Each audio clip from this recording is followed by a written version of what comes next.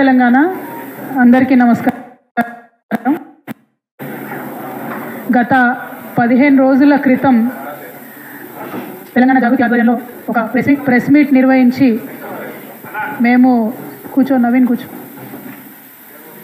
తెలంగాణ ప్రజల దృష్టికి, ముఖ్యంగా తెలంగాణ విద్యార్థుల దృష్టికి ఒక అంశాన్ని తీసుకొచ్చేటటువంటి ప్రయత్నం చేయడం జరిగింది.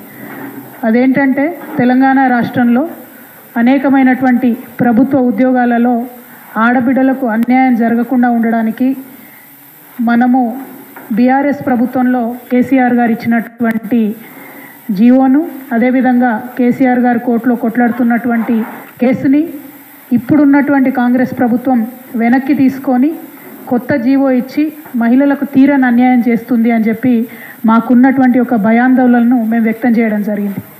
ఆనాడు కాంగ్రెస్ వాళ్ళు చాలామంది మాట్లాడుకుంటూ తప్పుతో పట్టిస్తూ ఉన్నారు, అటువంటి నష్టం కూడా మహిళలకు జరగదు అనేటటువంటి అంశాన్ని వాళ్ళు చెప్పారు.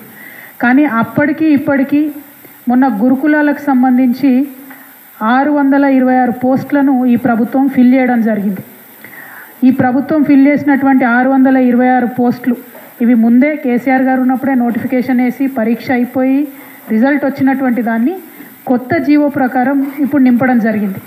ఏదైతే మేము భయాన్ని వ్యక్తం చేసినామో ఆ భయాన్ని నిజం చేస్తూ కేవలం 12% మాత్రమే ఆడపిల్లలకు దీనిలో ఉద్యోగాలు రావడం జరిగింది. ఇందులో 3 కేటగిరీలుగా నింపిండ్రు. ఈ 3 కేటగిరీస్లో కూడా ఒక దాంట్లో 12%, ఒక దాంట్లో 13%, ఇంకో దాంట్లో 23%గా ఆడపిల్లలకు ఉద్యోగాలు వచ్చాయి. అంటే స్పిరిట్ ఆఫ్ రిజర్వేషన్ అయితే అని ఏదైతే మనం చెప్తామో కనీసం 33% ఆడవాళ్ళకి జాబ్లలో అవకాశాలు ఇవ్వాలని చెప్పి ఏదైతే ప్రయత్నం మనం చేసినామో ఆ ప్రయత్నాన్ని మొత్తంగా కూడా తుంగలోకి దొక్కుతూ ఇప్పుడున్నటువంటి ప్రభుత్వం 2 జీవోలను రద్దు చేస్తూ, జీవో నంబర్ 41, జీవో 56 రద్దు చేస్తూ ఇప్పుడు జీవో 3 ఇచ్చినారు. ఆ జీవో 3 ప్రకారం జరుగుతున్నటువంటి అన్యాయం మేము ఏదైతే జరుగుతుందని భయపడ్డామో అది ఇవాళ నిజం కావడం నిజంగా కూడా దురదృష్టకరం. చాలామంది ఆడపిల్లలకి అన్యాయం జరుగుతూ ఉంది. మగపిల్లలతో సమానంగా ఇంకా మగపిల్లల కన్నా ఎక్కువ కష్టపడుతూ ఒక పక్క కుటుంబ భారాన్ని మోస్తూ పిల్లల్ని చూసుకుంటూ అనేక ఇబ్బందులు పడుతూ పోటీ పరీక్షలు తట్టుకొని మెరిట్లో వచ్చినటువంటి ఆడపిల్లలకు కూడా ఉద్యోగాలు రాకుండా అన్యాయం జరుగుతున్న విషయాన్ని మరొకసారి తెలంగాణ ప్రజల ముందుకి తీసుకొని రావడం జరుగుతూ ఉంది. ఈ ప్రభుత్వాన్ని మేము డిమాండ్ చేస్తూ ఉన్నాం, ముఖ్యమంత్రి రేవంత్ రెడ్డి గారిని డిమాండ్ చేస్తూ ఉన్నాం, మీరు తక్షణమే జీవో 3ని రద్దు చేయండి. ఇది పోటీ పరీక్షలు రాసేటటువంటి ఆడపిల్లలందరికీ కూడా, ప్రభుత్వ ఉద్యోగాల్లో చేరాలనుకునే ఆడపిల్లలందరికీ కూడా అన్యాయం చేస్తున్నటువంటి జీవో కాబట్టి జీవో 3ని తక్షణమే మీరు రద్దు చేయాలని చెప్పి మేము డిమాండ్ చేస్తూ ఉన్నాం. ఈ నెల మార్చ్ ప్రపంచవ్యాప్తంగా ఆడబిడ్డలందరూ కూడా ఎన్నో ఉద్యమాలు చేసి మహిళా హక్కుల్ని కాపాడుకున్నారని చెప్పి ఇంటర్నేషనల్ వేదికగా ఇంటర్నేషనల్ లెవెల్లో జరిగేటటువంటి మార్చి 8 మహిళా దినోత్సవం ఈ మంత్లో ఉంటుంది. నిజంగా ఆ రోజు సంబరాలు చేసుకుంటాం మేమందరం లేడీస్ ఎప్పుడు. కానీ ఈసారి ఈ ముఖ్యమంత్రి గారి చలవ వల్ల, ఈ కాంగ్రెస్ పార్టీ చలవ వల్ల ఆడబిడ్డలకు అవకాశాలు మీరు దెబ్బతీస్తున్నారు కాబట్టి మార్చి 8 నాడు ధర్నా చౌక్లో నల్ల రిబ్బన్లతో మేమందరం కూడా నిరసన ప్రదర్శన చేస్తాం. ఈసారి సంబరాలు చేసుకోము మేము, ఎందుకంటే చదువుకొని కష్టపడి పోటీ పరీక్షలకు ప్రిపేర్ అయ్యి కుటుంబాలను వదిలిపెట్టి నిద్రాహారాలు మాని ప్రయత్నం చేసేటటువంటి ఆడబిడ్డలందరికీ కూడా జీవో 3తో మీరు అన్యాయం చేస్తున్నారు కాబట్టి జీవో 3 రద్దు చేయాలని చెప్పి మహిళా దినోత్సవం నాడు ధర్నా చౌక్లో నల్ల బ్యాడ్జీలతో భారత్ జాగృతి ఆధ్వర్యంలో పెద్ద ఎత్తున నిరసన ప్రదర్శన చేస్తాం. పొద్దున 11కి మొదలు పెడితే 4-5 గంటల వరకు కూడా ఈ నిరసన ప్రదర్శన ఉంటుంది. కలిసి వచ్చేటటువంటి బుద్ధిజీవులందరినీ కూడా మేము ఆహ్వానిస్తూ ఉన్నాం. ఇది మహిళలకు, విద్యార్థులకు జరుగుతున్నటువంటి అన్యాయం. చాలా మందికి ఇందులో టెక్నికల్ అంశాలు అర్థమైతలేవు. రోస్టర్ పాయింట్ తీసేసిండ్రు, హారిజాంటల్ రిజర్వేషన్, వర్టికల్ రిజర్వేషన్ అంటే టెక్నికల్ పాయింట్స్ అర్థమైతలేవు. కానీ నిన్న మొన్న జరిగిన ఈ నియామకాలు, ఈ ప్రభుత్వం చేసిన నియామకాలు పెద్ద సాక్ష్యం. 626 ఉద్యోగాలు నింపితే కేవలం 77 ఉద్యోగాలు మాత్రమే ఆడపిల్లలకు వచ్చినాయి. వాస్తవానికి 33% రావాలి, కానీ కేవలం 77 ఉద్యోగాలు మాత్రమే ఆడపిల్లలకు వచ్చినాయి. ఇప్పుడు రేవంత్ రెడ్డి గారు చాలా గర్వంగా ఇవాళ మళ్ళీ మేము ఒక 5,000 ఉద్యోగాలను ఇస్తూ ఉన్నాం. అందులో టీచర్సు, కానిస్టేబుల్స్, మెడికల్ సిబ్బంది ఇవన్నీ కూడా మేము ఇవాళ నింపబోతూ ఉన్నామని చెప్తున్నారు. నిజానికి ఈ ప్రభుత్వం వచ్చిన తర్వాత Singareni, nursing staff officers, police, fire, transport, excise, jails ఇవన్నీ కలిపి 28,000 ఉద్యోగాలు ఇప్పుడు నియామక పత్రాలు ఇచ్చినారు. కానీ తెలంగాణ ప్రజలందరి దృష్టికి తీసుకొచ్చేది ఏంటంటే ఈ 28,000 ఉద్యోగాలు కూడా కేసీఆర్ గారి ప్రభుత్వంలోనే నోటిఫై అయినాయి, అప్పుడే పరీక్షలు అయినాయి, అప్పుడే రిజల్ట్ వచ్చినాయి. నియామక పత్రాలు మాత్రం కాంగ్రెస్ ప్రభుత్వం ఇస్తుంది. సో మీరు ఏదైతే సంవత్సరంలో 2 లక్షల ఉద్యోగాలు ఇస్తామని చెప్పినరో ఆ 2 లక్షలల్లో ఈ 28,000 తీసేయాల్సి ఉంటుంది. ఈ ప్రభుత్వం వచ్చినాక ఇచ్చినటువంటి ఒక నోటిఫికేషను డిఎస్సి నోటిఫికేషను, అది 11,000కి ఇచ్చిండ్రు. గ్రూప్ 1 నోటిఫికేషన్ ఇదివరకే ఉన్న 500 ఉద్యోగాలకు ఇంకొక కొత్తగా 63 ఉద్యోగాలు కలిపి కొత్త నోటిఫికేషన్ మళ్ళీ ఇచ్చిండ్రు తప్పితే ఇంకొకటి కాదు. కానీ ఈ జీవో 3 రద్దు చేయకుండా మీరు డిఎస్సి నోటిఫికేషన్ ఇచ్చినా, గ్రూప్ 1 నోటిఫికేషన్ ఇచ్చినా ఆడపిల్లలకు అన్యాయం జరుగుతుంది. కాబట్టి ముందు జీవో 3ని రద్దు చేసి నోటిఫికేషన్లు ఇవ్వాల్సిందిగా ఈ ప్రభుత్వాన్ని మేము డిమాండ్ చేస్తూ ఉన్నాం. అట్లనే ఇప్పుడు గురుకుల దాదాపు 6,000 పైగా పోస్టులు ఉన్నాయి. దాన్ని అసెండింగ్ ఆర్డర్లో నింపుతూ ఉన్నారు. దానివల్ల చాలా తీవ్రమైనటువంటి నష్టం జరుగుతుంది. ఒకటే అభ్యర్థికి 2-3 ఉద్యోగాలు వచ్చినటువంటి నేపథ్యంలో ఆ అభ్యర్థులు ఉద్యోగాల్ని వదులుకోవడం అంటే రిలింక్విష్మెంట్ అనేటటువంటి అంశాన్ని ముందుకు తీసుకొస్తే చాలా మందికి న్యాయం జరుగుతుంది. ఆ అంశాన్ని ముందుకు తీసుకెళ్లవలసిందిగా నేను ప్రభుత్వాన్ని డిమాండ్ చేస్తూ ఉన్నాను. ఎన్ఓసి తీసుకొని వచ్చినటువంటి జాబ్లలో ఒక జాబ్ సెలెక్ట్ చేసుకునేటటువంటి అవకాశం అభ్యర్థులకు ఇవ్వాలని చెప్పి మేము డిమాండ్ చేస్తూ ఉన్నాం. ఇంకా మిగిలిన DL, JL, librarian, TGT, PGT ఇవన్నిటి కూడా నోటిఫికేషన్ ఇచ్చి త్వరలో భర్తీ చేయాలని కూడా డిమాండ్ చేస్తూ ఉన్నాం. మార్చి 8న జరిగేటటువంటి ధర్నాకి పెద్ద ఎత్తున మేము సంబరాలు చేసుకోకుండా మహిళా దినోత్సవం రోజు నిరసన చేస్తూ ఉన్నాం. కాబట్టి మా జర్నలిస్ట్ మిత్రులు, మిగతా పార్టీలు, ఆర్గనైజేషన్స్, ప్రజా సంఘాలు అందరూ కూడా కలిసి రావాలని చెప్పి మేము రిక్వెస్ట్ చేస్తూ ఉన్నాము. Thank you. జై Telangana.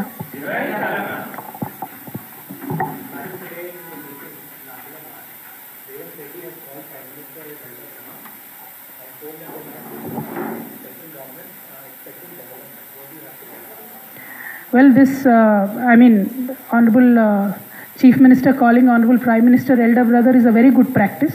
But unfortunately, this elder brother has given nothing to Telangana.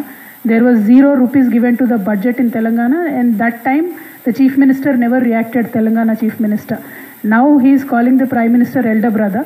This only exposes the political nexus of both BJP and Congress party. We've always been trying to highlight this fact that BJP and Congress constantly are working against the interest of Telangana. Now they're come out in open, they're exposing themselves now. So I will only say that elder brother has to have a bigger heart and give more funds to Telangana, and it is our Chief Minister's duty to extract more funds for our state. Thank you. ప్రధానమంత్రి గారిని పెద్దన్నగా అభివర్ణించారు ముఖ్యమంత్రి గారు అని చెప్తా ఉన్నారు. సంతోషమే, ఒక కార్డియల్ రిలేషన్షిప్ ఉండాల్సిందే.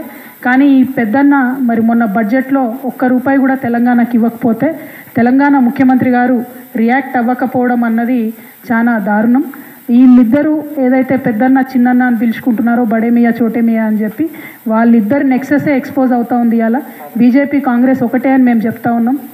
తెలంగాణ ప్రజల హక్కుల కోసం మాట్లాడేది, పోరాడేది కేసీఆర్ గారే అని మేము నిరంతరం చెప్తున్నాం. ఇవాళ అదే నిజమైంది. ₹1 అయినటువంటి ఆయన మీకు పెద్దన్న ఎట్లయితాడో, తెలంగాణ ప్రజల మీద ఆలోచన చేయనటువంటి వ్యక్తి మీకు పెద్దన్న ఎట్లయితాడో మీరు తెలంగాణ ప్రజలకు చెప్పాల్సిందిగా ముఖ్యమంత్రి గారిని మేము డిమాండ్ చేస్తూ ఉన్నాం.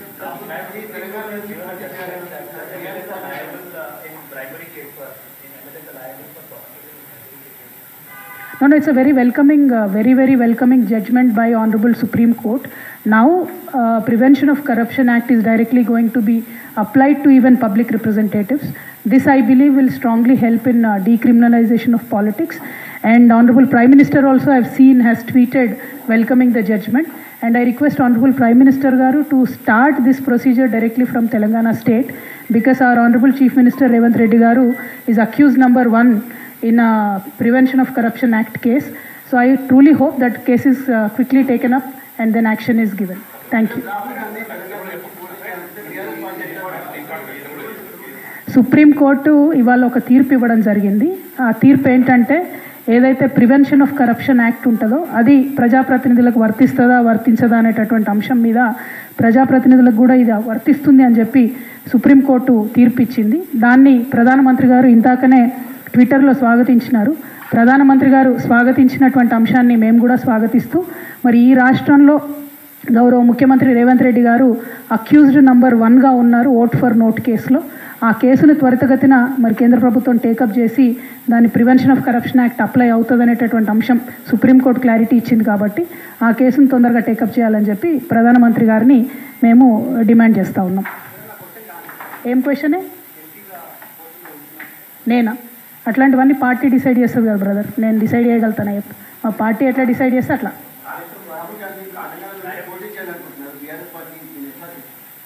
ఇప్పుడు మన రాష్ట్రంలో ఎట్లయిపోయిందంటే సోనియమ్మను ప్లీజ్ చేయడానికి, సోనియమ్మ గారిని సంతోష పెట్టడానికి తెలంగాణ తల్లిని తీసేసి రాజీవ్ గాంధీ విగ్రహం పెట్టడము, సోనియమ్మను బలిదేవత అని పిలిచినటువంటి వాళ్ళే వాళ్ళ కుటుంబ సభ్యులను తెలంగాణ నుంచి పోటీ చేయాలని ఆహ్వానించడము, ఇవన్నీ కేవలం రాజకీయంగా కొత్తగా ముఖ్యమంత్రి అయినటువంటి వ్యక్తి వాళ్ళ బాస్లను ఇంప్రెస్ చేసుకోవడానికి చేస్తున్నటువంటి అంశం. తెలంగాణ ప్రజలు రాహుల్ గాంధీ గారు వచ్చినా ఇంకెవరు వచ్చినా కాంగ్రెస్ పార్టీ చేసినటువంటి అన్యాయమైంది తెలంగాణకు. ఇప్పుడు కాంగ్రెస్ పార్టీ అధికారంలోకి వచ్చిన తర్వాత ఇచ్చినటువంటి మాటలు నిలుపుకుంటుందా లేదా, ఈ అంశాలను చూసి ఆలోచించి పార్లమెంట్ ఎన్నికల్లో ఓటేస్తారని చెప్పి నేను భావిస్తూ ఉన్నాను. రాహుల్ గాంధీ గారు వస్తే వెల్కమ్. ప్రజలు మాత్రం కాంగ్రెస్ పార్టీ మనల్ని మోసం చేసిన విధానాన్ని గుర్తించి రాహుల్ గాంధీ గారికైనా ఎవరికైనా ఓవరాల్గా కాంగ్రెస్ పార్టీకి వ్యతిరేకంగా ఓటేయాలని చెప్పి పిలిపిస్తా ఉన్నాను.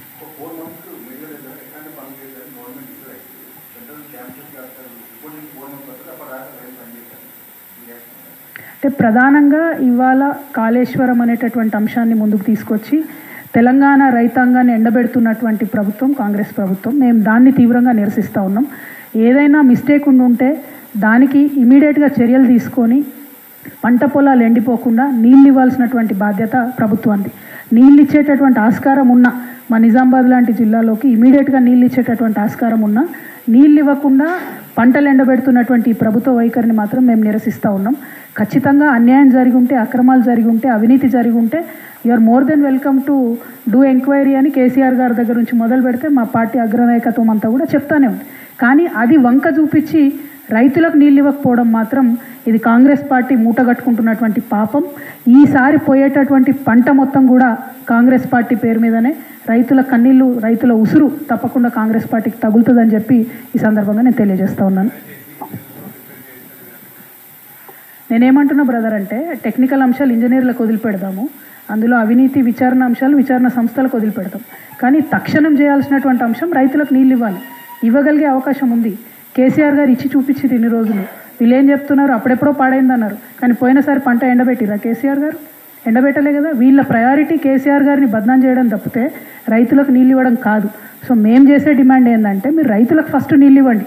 ఇచ్చిన తర్వాత విచారణ చేసుకుంటారా, డ్యామ్ రిపేర్ చేసుకుంటారా, అది నిపుణులు చెప్పినటువంటి అంశాలను బట్టి పాటించండి.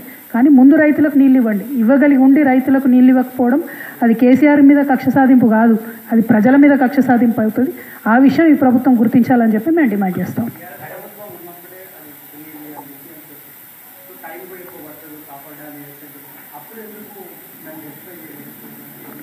నేనేమంటున్నా బ్రదర్, అయిపోయింది. ఇప్పుడు ఉన్నటువంటి పరిస్థితులలో పంటకు నీరిచ్చే అవకాశం ఉందా లేదా ప్రభుత్వం చెప్పాలి.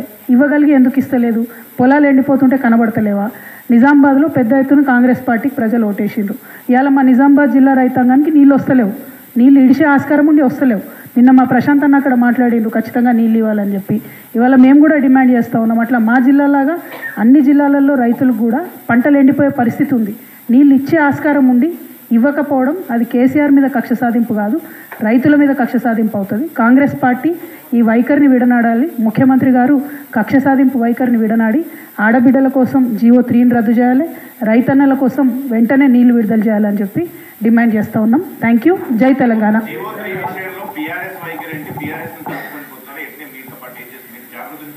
బ్రదర్, బీఆర్ఎస్ పార్టీ గత సంవత్సరంన్నర క్రితమే హైకోర్టు తీర్పు ఇచ్చింది, ఈ 2 జీవోలు రద్దు చేయండి, కొత్త జీవో తీసుకురండి అని. కానీ దానికి వ్యతిరేకంగా ఆడబిడ్డలకు 33% రిజర్వేషన్ కాపాడాలని చెప్పి కేసీఆర్ గారు నిర్ణయం తీసుకొని ఆనాడు కేసీఆర్ గారు ప్రభుత్వం హైకోర్టులో కేసు వేసింది. మేము ఇది ఫాలో అవ్వము, vertical reservation, horizontal reservation with roster ఉండాల్సిందే మహిళలకు అని చెప్పి మనం బీఆర్ఎస్ పార్టీ నుండి కేసు వేసినాం. సో బీఆర్ఎస్ పార్టీ వైఖరి సుస్పష్టం. ఆ వేసినటువంటి కేసునే ఈ కాంగ్రెస్ పార్టీ మళ్ళీ విత్డ్రా చేసుకొని ఆడబిడ్డల నోట్లో మట్టి కొడతా ఉంది. ఈ వైఖరిని నిరసిస్తూ ఉన్నాం. జీవో 3ని రేవంత్ రెడ్డి గారు వెంటనే రద్దు చేయాలని చెప్పి డిమాండ్ చేస్తూ ఉన్నాం.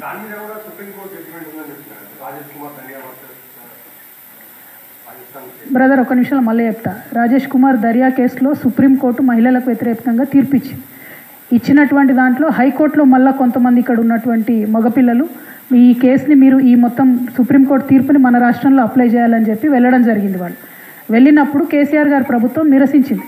లేదు మా రాష్ట్రంలో మేము మహిళలకు అన్యాయం చేయము అని చెప్పి రీఅపీల్ వేయడం జరిగింది.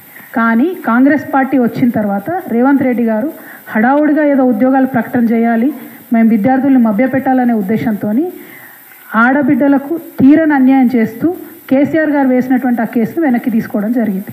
వెనక్కి తీసుకున్నారు కాబట్టి పాత 2 జీవోలు రద్దయి కొత్తగా జీవో 3 అనేది వచ్చింది. ఆ జీవో 3 ఏం చెప్తుందంటే ఉమెన్కి సపరేట్ రిజిస్ట్రేషన్ ఎక్కడ లేదు, ట్యాగ్ లేదు. దాంతో నిన్న ఇచ్చినటువంటి 626 గురుకుల పోస్టులలో కూడా కేవలం 77 అంటే 12% మాత్రమే ఆడపిల్లలకు వచ్చినాయి ఉద్యోగాలు. యాక్చువల్గా 33 మినిమం రావాలి, దాని పైచిలకు రావాలి, కానీ 33% కూడా రాకుండా మహిళలకు అన్యాయం చేస్తూ ఉన్నారు. కాబట్టి ఈ జీవో 3 తక్షణమే రద్దు చేయాలని చెప్పి మేము డిమాండ్ చేస్తూ ఉన్నాం. Thank you brother. జై తెలంగాణ.